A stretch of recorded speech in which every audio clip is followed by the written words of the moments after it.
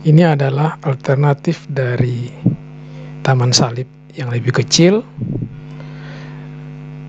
tetapi tetap mempertahankan fungsi-fungsi atau kriteria-kriteria yang ingin dicapai dari taman salib. Nah, ini di bagian panjangnya itu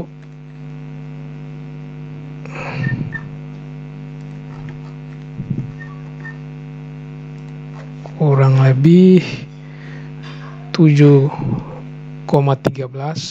atau kalau sisi luarnya dari sini ini 8 meter.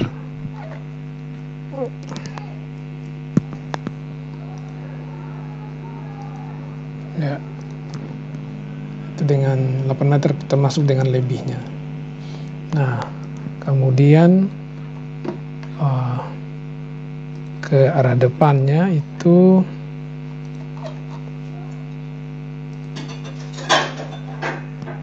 ini 10,27 ya, sekitar 10 meter. Jadi butuh space tanah itu 10 kali 8 meter.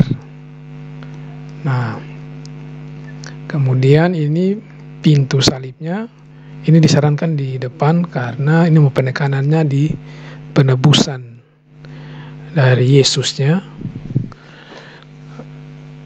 Sebagai karya dia harus mati agar kita bisa masuk ke taman, sehingga fokusnya ini dia menjadi pintu untuk kita masuk kembali ke taman.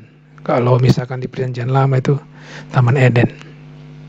Jadi Yesus harus mati di sini agar kita bisa masuk dan kembali berkarya untuk menguasai dan menaklukkan bumi. Nah, kemudian di dalamnya sini ini pot-potnya dibuat pendek saja supaya bisa disiram manual. Nah, si siram manual ini kan tujuannya agar ada interaksi kerjasama dari kakak yang ada di lingkungan. Nah, kemudian jumlah potnya ini sesuai dengan jumlah kakak yang ada di lingkungan. Yang ukuran seperti ini ada 102. Ini jarak antar potnya ini dari tengah ke tengah, as ke as begini. Ini 50 cm. Nah, ini kemudian nanti di setiap pot ini kan dikasih tanaman toga dan ada label nama tanaman, kemudian fungsi, dan juga ada label nama kakak yang bertanggung jawab untuk menyiram dan merawat.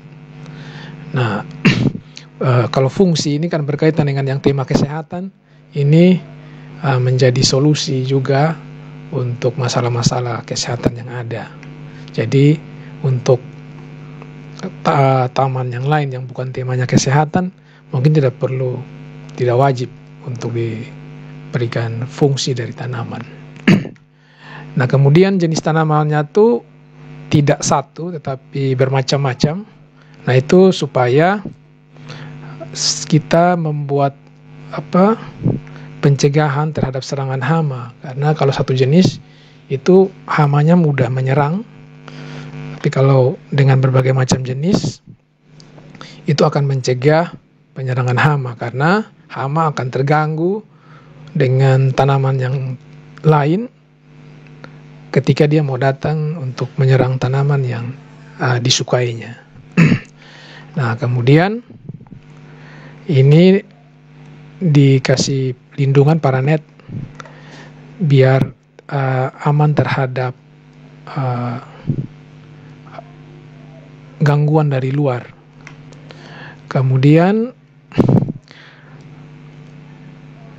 di bagian luarnya ini bisa ditaruh pesan-pesan atau data-data yang diperlukan sesuai dengan kriteria, yaitu ada database KK lingkungan, ini ditulis di sini. Kemudian bisa juga di sini bisa pakai nama tanaman atau selain yang lain bisa. Kemudian ada pesan masalah kesehatan yang sekarang yang ada sesuai dengan tema dari panduan. Kemudian apa yang harus kita lakukan. Ini khusus untuk masalah kesehatan, apa yang harus kita lakukan, peran kita sebagai warga gereja. Nah, kemudian untuk memperindahnya ini bisa dicat warna-warni dari pot-pot ini. Pot-pot ini juga bisa terbuat dari botol bekas, botol plastik bekas, atau terserah dari kreativitas dari masing-masing lingkungan. Nah, ini hanya panduan standar yang bisa dikembangkan oleh setiap lingkungan. Terima kasih.